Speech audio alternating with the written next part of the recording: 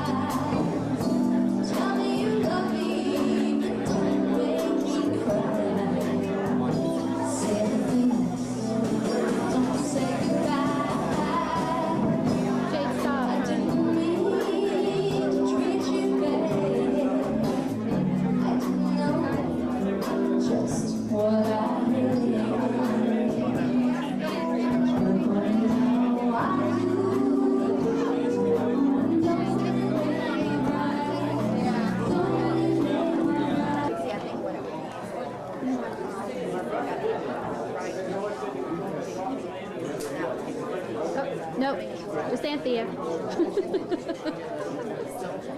on, Miss, come on.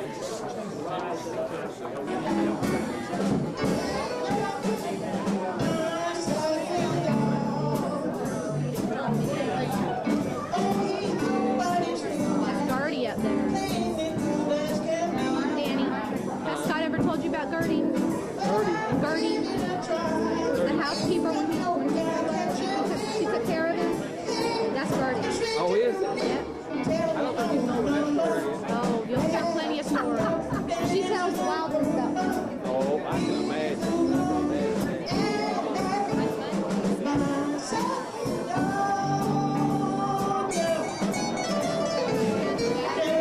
Every time they play for one of our parties, they always make Gertie get up there and She's in front of the cage. She's pretty good. Oh, there comes trouble. she told Scott that I'm gonna have Danny come pick me up at school. And he can bring the boys. Hey. Let me see how pretty you look. Don't you look just beautiful? Just beautiful. I'm afraid that they'll see you. See, I'm watching the reflection here in the frame.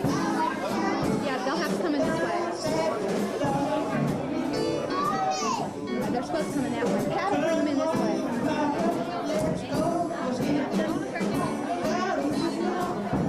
Just start telling them they should be here in a minute too, so come back this way.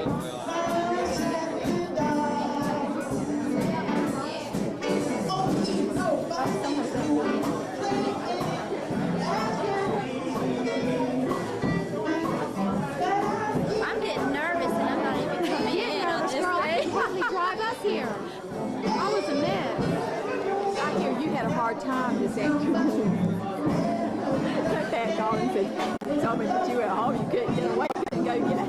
I was tipped. Let me tell you something. Chris done taken my car. Did Pat tell you about that? No, I didn't understand the circumstances either, I just knew. Tommy and Harry. And I was waiting for the car, and Chris had my car. It's And Tommy here I'm- coming? Yeah, Tommy's coming. Oh.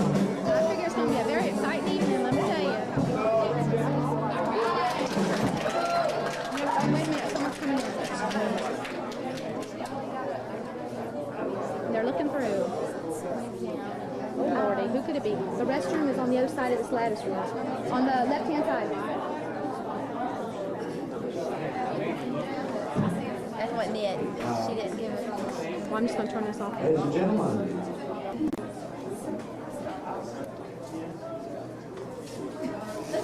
Surprise! I should have known what I was told.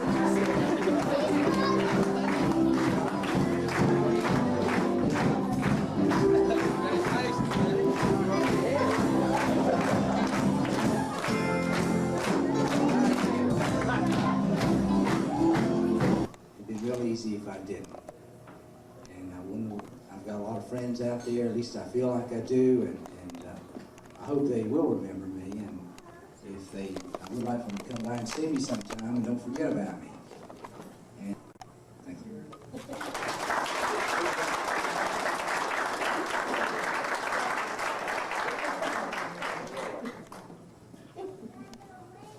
I'd like to echo what Denny said. I don't believe there's a finer person walking on the face of the earth than Bill Stuckey. I'll say it to his face right now. And we have had the privilege of fellowshipping with his family.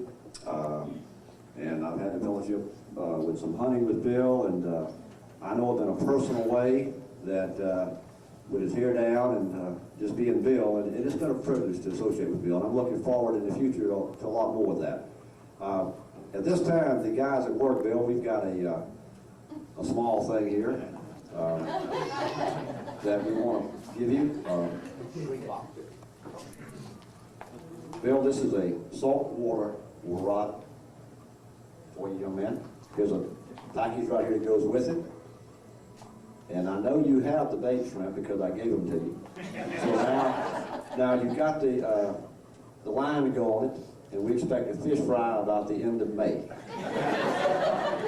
5 o'clock, Saturday the 12th of May, on Bill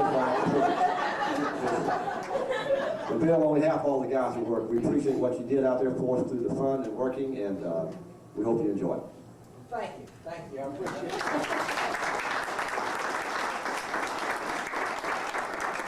That's great.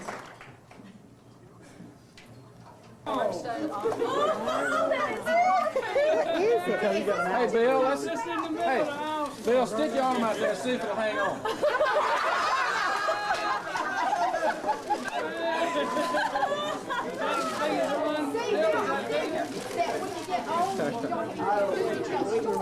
Oh, yeah.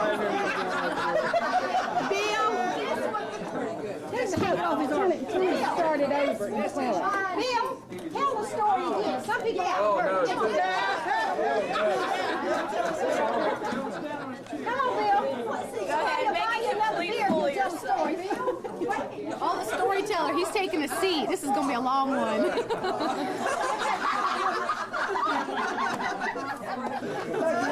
That's a small owl. That's a big owl. I think his owl was what, this big? Let me tell you what. Here's the A few years ago, tell us what day was now. Before I go any further, I'm going to tell you the story, but I told you the owl was that high, and I told a young boy in a church group one time about it, and it's all laughed just like y'all are doing. Boy, he was about 14 years old when I told him. He was about 22 last time I saw him. He came by my house, and he got me off the side, and he said, Mr. Stuckey, I want to tell you something. He says, you remember the story about the owl you told me? I said, yeah. He said, you know, I thought you were lying. But he said, the other day, he said, I saw an owl, and he was as big as one you said. I believe that story from now on. I bet it was the same one that got you, Bill. But anyway, the story was that, I guess it was about 20 years ago, when I was working the midnight, it wasn't a midnight shift, it was a shift you get off at 3 o'clock in the morning. And this was, things weren't grown up like they are now around here. But on Red Bank Road, when you turn off at 52 and you head towards Goose Creek, the bridge down there, before they made the road real big, you go take a dip down. There was this area when I got to it this particular morning after getting off work. Right in the middle of the road, it was a real foggy day, just like you see in the movies. I mean, you couldn't drive 20 miles an hour. And I get there, and right in the middle of the road is this owl. And he is, I'm telling you, that owl is that tall. Anyway, I mean, he was in the middle of the road, and I'm driving my pickup truck, and I'm doing about 20, and I get in, these eyes are sitting right here at me. And I drive up, and I stop. And the owl is like, oh, I guess he's about 30 feet from me. And I stop, and I'm looking at the owl, and my headlights are right on it. And he's just sitting there, standing there. So, I don't know why, but I stopped my truck, and I got out, walked up, and the owl, he's still standing there, looking straight at me. And I walked up to him, I mean, really close. I mean, close as me and Julie there. And, Julie, about like this, and the owl is standing there looking at me, and I'm standing there looking at the owl, and the owl's looking at me. And there's no cars on the road, there is absolutely nothing, it's just as foggy as it can be. So I walked up a little bit closer to the owl. I walked up just like this, and I'm looking down the owl, and he's looking at me. And I'm standing. Was he taller than you? Anyway, Aunt Thea. Aunt Thea. I looked at him, and I started moving my hand like that, and he went, and he flew up in this tree right beside the road. Now, how did he fly, Bill? Excuse me, I'm sorry. So I mean, I figured that's it. So I turned around and I started walking back. And I take about 3 or 4 steps, and I guess the owl is right here in front of me. And there he is. I mean, I'm looking at him, he's brother, and I'm thinking, well, you know, must be tame or something. You know, I mean, so I reached over there, you know, like this, and I was standing like that, and he didn't move. I got my hand right up to it, right there, and I put my hand. Finally, I got my hand, you know, just where I almost touched it. I'm leaning back.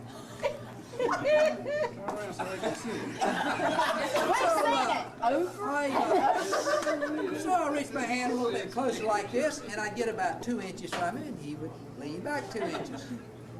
And I'd pull my hand back, and he'd straighten back up. So if I'd push my hand over, and he'd lean back up. Back up like this. And I'd push my hand a little bit further, and he'd go like this as soon as I pull my hand. You may not believe this, but this is the truth. The owl, finally, I put my hand all the way over, and I pushed him didn't touch him, but he leaned all the way back to his head. God, it's getting better and better. Like this. Now put back at me. I mean, I don't know how in the world an owl can do that, but he can actually stand and lean all the way back and never lose his momentum on his feet, like he did with magnets on the pavement. I did that a couple of times. Finally, and this is when I made my mistake. I thought, well, no, he must be tame. He's not flying, he isn't scared. So I reached over like that, and he leaned. I put my hand like that, and he leaned all the way back, and I put my hand down like that, and when I touched the breast of the owl, boy, as soon as I touched him, he touched me. His foot that was glued to the concrete reached up and grabbed me right there. And you may not believe, but I mean, the owl, I believe, can crush a brick. It's unreal. His little old legs not as big as, half as big as my little finger, but I mean, the strength is just unreal. He grabbed a hold of me, and I thought I had a hold of him, and I thought, well, it was going through my mind. If I let loose of you, you'll let loose of me, but it didn't work that way. I let him grab that much tighter. And we sat there, and finally I got down, and I tried to pull the leg like that. I'd work with it, I'd work through it. He wouldn't turn loose, and I got this out, and I thought, well, now I'm in the middle of the highway out here, you know. And my headlights are shining right on me, so it's 3 o'clock in the morning. I'm pulling this owl, you know, trying to get him loose. And the owl, all the time, big old eyes, just sitting there looking at me. So finally, I said, well, you know, what am I going to do? I can't get him loose. And so I said, well, there's nothing to do but to take him home. So I go get in my truck. Walking over my truck, I get in my truck, and I said, this is going to be kind of hard to do, you know, to drive with this owl hanging on my hand. So I got the owl, and first I'm trying to hang him out the window, and then I get him over, and I'm trying to, he's on this hand, and I can't hang him out the window and drive, and it's hard to drive like this. But anyway, I finally worked it out where I got it, you know, I got my hand down like this, and I'm trying to shift the gears in one hand, working one hand. And all the time, the owl was laying in the seat, and he's down there looking at me, and he wouldn't. I got home, and I got outside I got in the garage, and I went out, I got the garage door and went inside, and I got up there on the steps in the garage, and I sat down there with that owl. I started started working with it, and I started pulling. I mean, sweat was coming off me. And I was pulling. No, he wasn't heavy, but the strength was just unreal. I mean, he had a hold of me, and he just would not turn loose. And I finally got him down. I got my foot. I don't want to hurt Ralph, but I got him down there. I'm working and working. Finally, after so long, I mean, I don't know how much time went by, but quite a bit. And I don't know, some way, I finally got loose from that owl. And the kids, Julie and Chris and Scott, they were all real small at the time. And I said, you know, I want these kids to see this owl. So I had some twine there, and I went and took the twine, I tied his leg there, and I went inside, woke Pat up. I said, what in the world's wrong? I said, come out here, I want to show you something. So I brought her out there and see this owl. He was mad as a hornet, you know, getting her out. 3 o'clock in the morning, he'd come and go out in the garage and look at an old owl. And, but anyway, I wanted to wake the kids up then. She said, no, I said, let's wait till in the morning. So anyway, I took the owl and I took the cord and I tied it on this tree. And next morning, I got up and I got the kids all up and went out and the owl was gone. Anyway, that's the story. It was a dream. Yeah, but now you've got to tell them what that owl cost you in doctor bills. I had to go to the doctor the next day. I had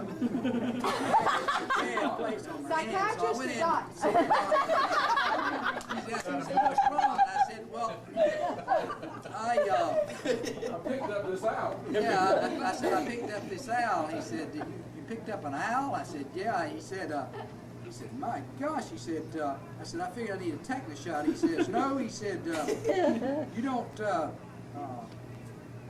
he says, you don't need a tetanus shot. I thought I needed rabies is what's going through my mind, not tetanus. He said, no, he said, rabies has to be a nurse breast-sucking mammal. And he said, you do need a tetanus shot, he said. But anyway, he got a big charge out of that. And, anyway, that's the story about it. That's the real story. Yeah, and Pat, how big was the owl? Pat, How big did you say? let me say something for you.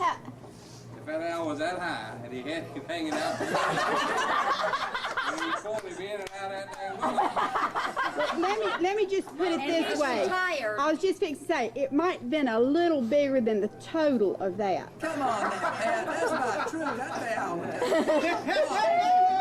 We need to take that right Now, I was told that's the real size of the owl. No, that thing, the one I had wasn't even brown. What's your owl? Is it the wrong size? It's the wrong color, Susan. $16. You can take it, get your Get your money back. Give you a ticket. Oh, that was a big owl. Anyway, pretty non-believable. You know what Jerry wanted to get you for his retirement? Look at here. Earplugs. And then Pat won't even tell the truth about the size of it. Yeah, and then Chico's and, you know. Hey, you woke me up at 3 o'clock in the morning. You think I'm gonna lie for you? What time is it? That's what Scott. 11:15. Yeah, that's not just a few behind.